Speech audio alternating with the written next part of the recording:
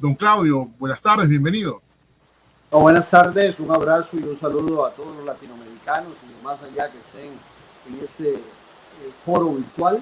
Y desde San José, Costa Rica, un aprecio enorme a todos y con la mejor disponibilidad de que esta charla que les voy a dar sea del agrado y de la utilidad de muchos de todos ustedes.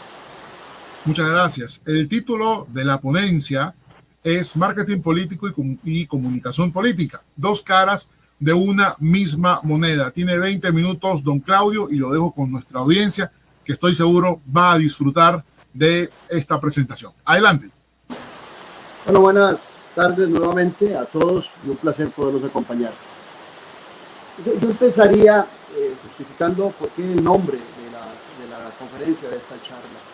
Es muy común que en los últimos tiempos estemos muy concentrados en el mercadeo político y dejemos de lado algo que es fundamental para la disciplina política, que es la comunicación política, que es realmente el corazón para poder descubrir cuáles son las inquietudes y las necesidades de una ciudadanía y también permitirle a quien quiere ser candidato, ya sea a alcalde, ya sea a diputado, ya sea a la presidencia de la República, tener una lectura exacta de los reclamos, de las necesidades que tienen los ciudadanos en determinado momento.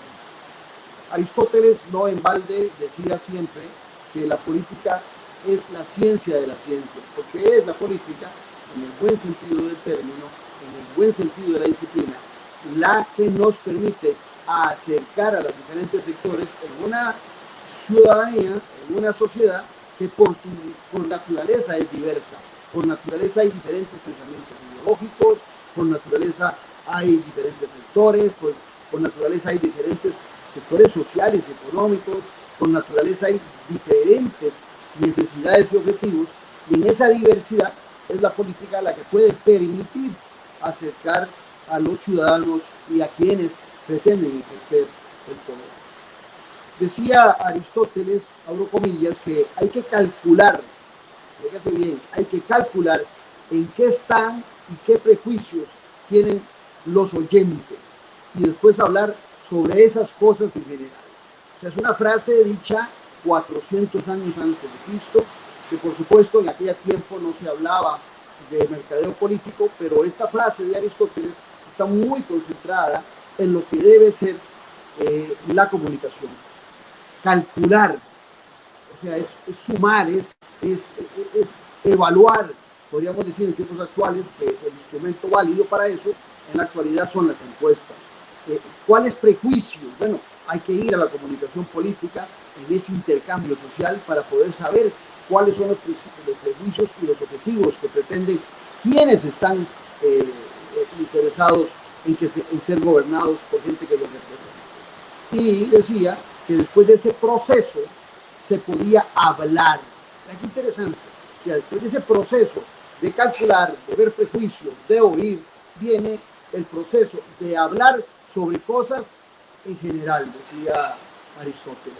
Y eso es lo que se hace en una campaña electoral. Hablar sobre cosas en general, pero hay que tener un sustento político. La política electoral. La política electoral tiene dos fundamentos básicos en el desarrollo de una campaña. Es la comunicación política y el mercadeo político. Un mercadeo político en política es muy diferente al mercadeo político que se desarrolla en diferentes empresas para vender productos empacados, para vender marcas, para vender latas, para vender botellas, para vender una caja con algún producto.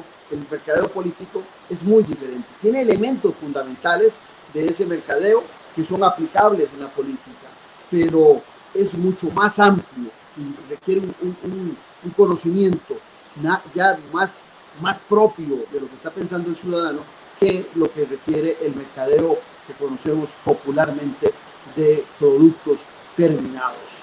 Ahora bien, ¿qué es la comunicación política y qué no es la comunicación política? Algunos tienden a confundir comunicación política con salir en la televisión, con hablar en radio, con salir en redes, con posiciones, con salir en medios escritos, y eso no es comunicación política. Esos son instrumentos muy válidos para transmitir ciertamente el conocimiento de una causa a una persona, a un grupo, pero el proceso de comunicación política es un intercambio que se desarrolla entre los actores sociales. Y es aquí donde el político va a acercarse a esos diferentes nichos para que su agenda política coincida con la agenda ciudadana, con lo que están reclamando los ciudadanos, con un agravante si no lo hace, que sea un país de 51.000 kilómetros como Costa Rica, o sea un país tan inmensamente grande como Argentina, como Brasil o como México, siempre hay diversidades territoriales que enmarcan objetivos y necesidades muy diferentes a las que pueden estar en las zonas urbanas.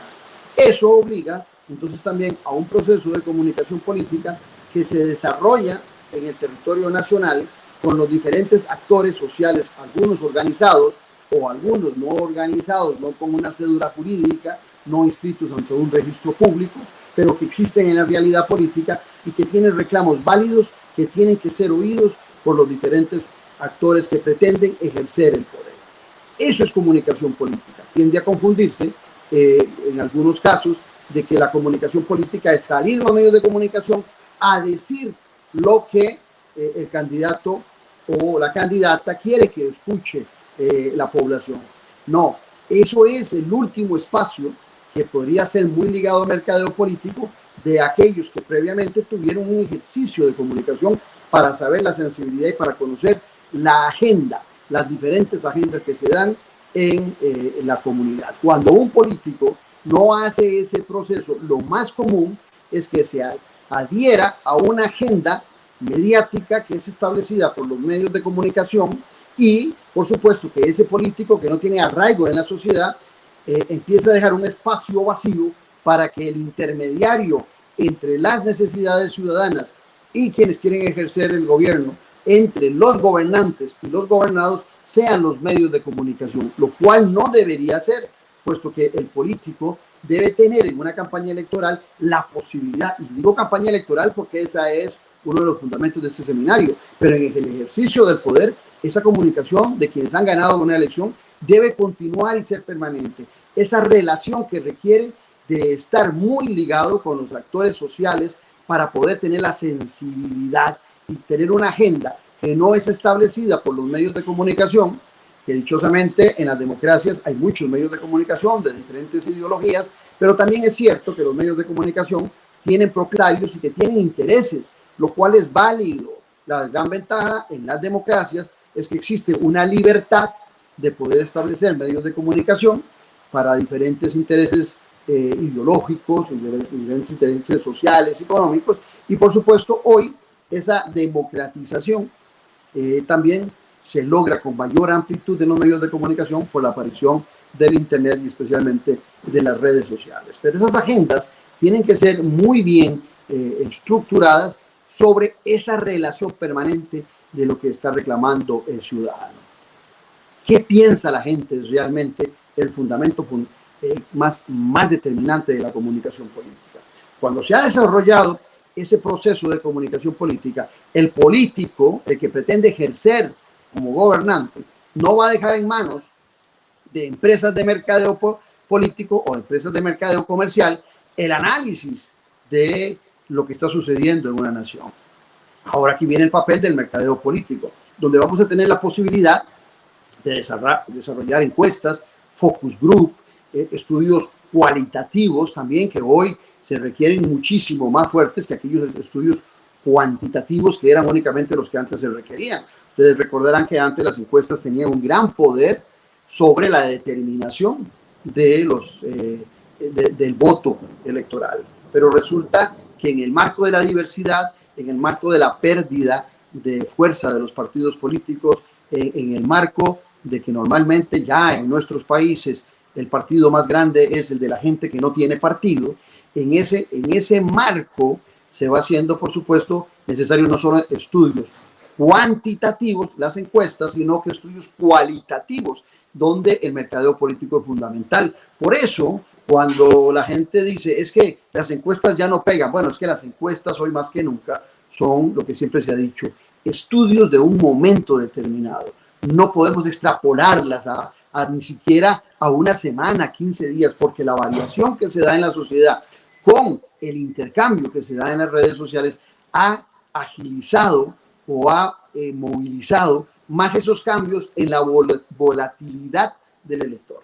Ese elector que hoy de repente puede estar en una posición y mañana, con un chasquido de dedos, puede haber cambiado también de posición hacia otro partido. Aquí es donde los estudios cualitativos, que es lo que permite el mercadeo, la comunicación política, ayudan, sí, a ese mercadeo político, a ese marketing político que es cuantitativo y que termina en mensajes publicitarios o en mensajes hacia la ciudadanía que salen ya sea en las redes, en la radio, en la televisión, en prensa escrita, en foros de intercambio, donde mediante el proceso de comunicación política se logró evidenciar cuáles son los ítems, cuáles son los grandes temas que están afectando a una sociedad y que un candidato, cuando los desarrolla en forma general, pero con gran sensibilidad, empieza a generar la empatía para acercarse al votante,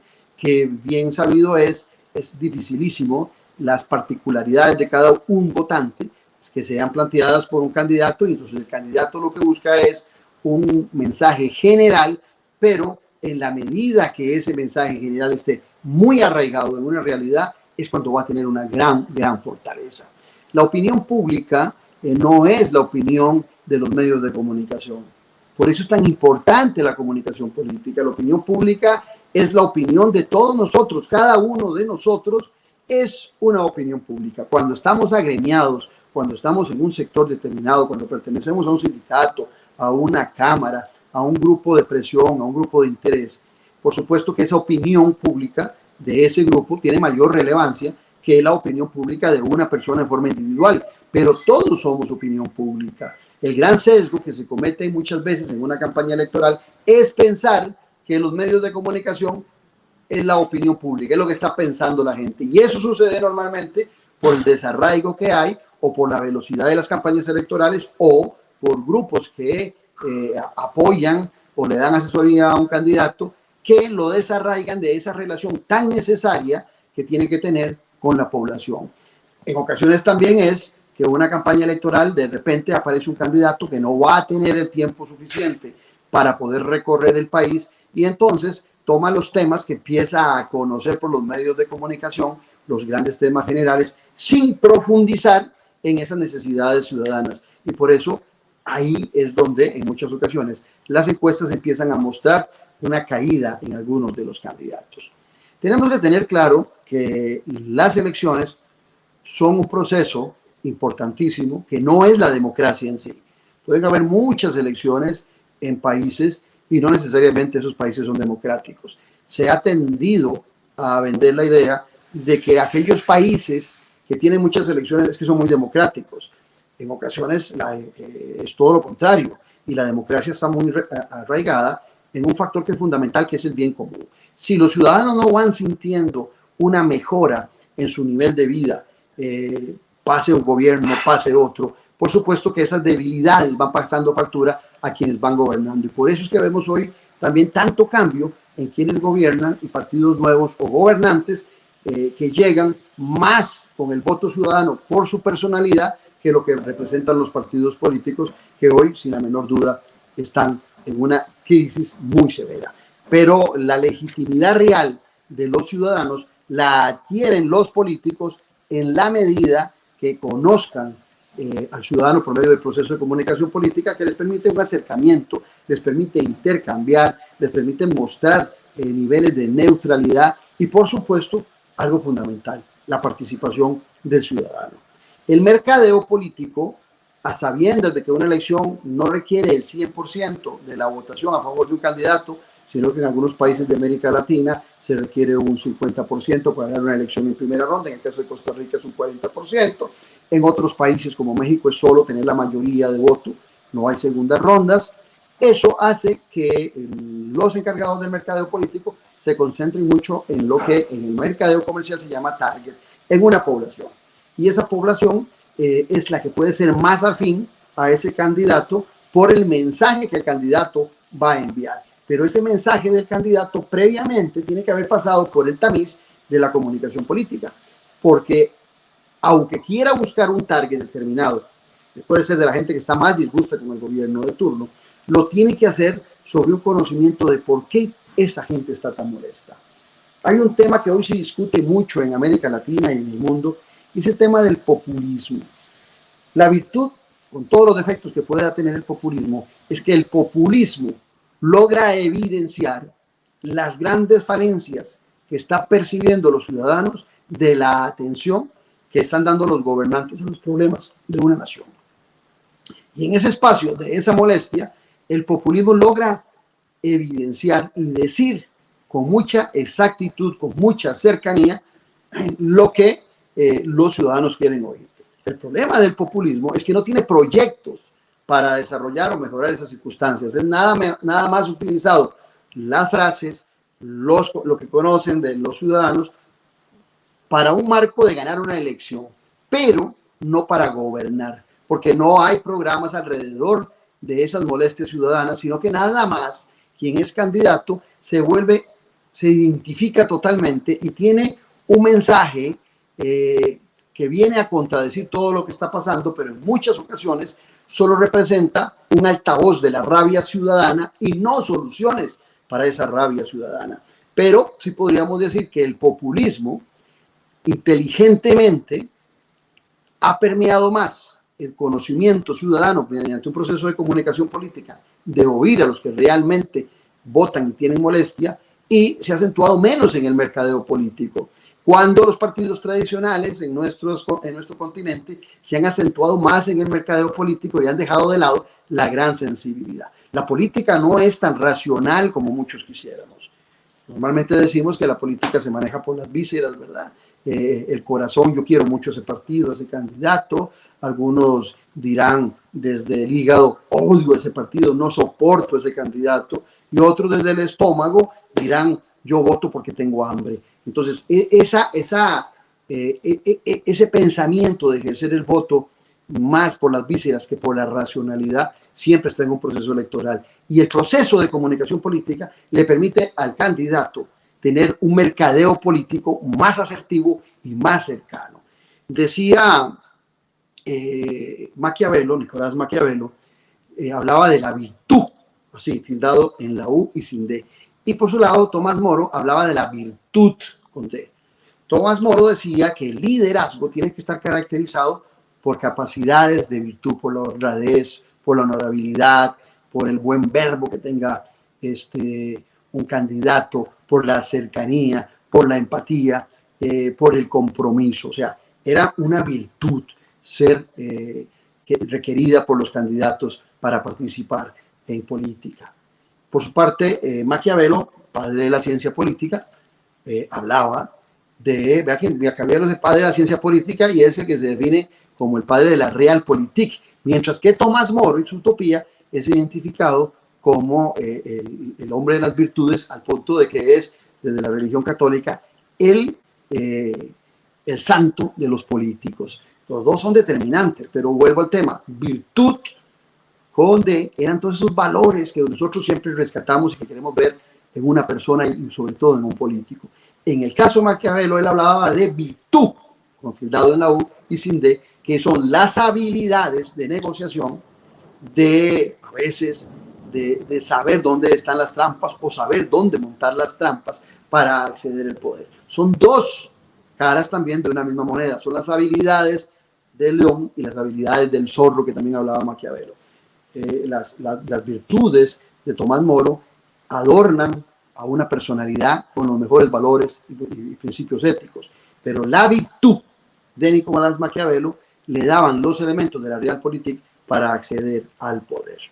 En el mercadeo político, la gente se concentra en el know-how, saber cómo ganar una elección.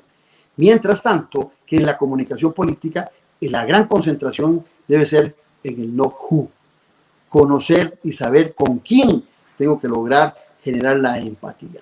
Por eso, tanto el know-who como el know-how siguen siendo importantes, igual que el mercadeo hoy en día es importante, junto con la comunicación política, para el desarrollo de una exitosa campaña electoral. Porque el buen mensaje del político surge de la comunicación política.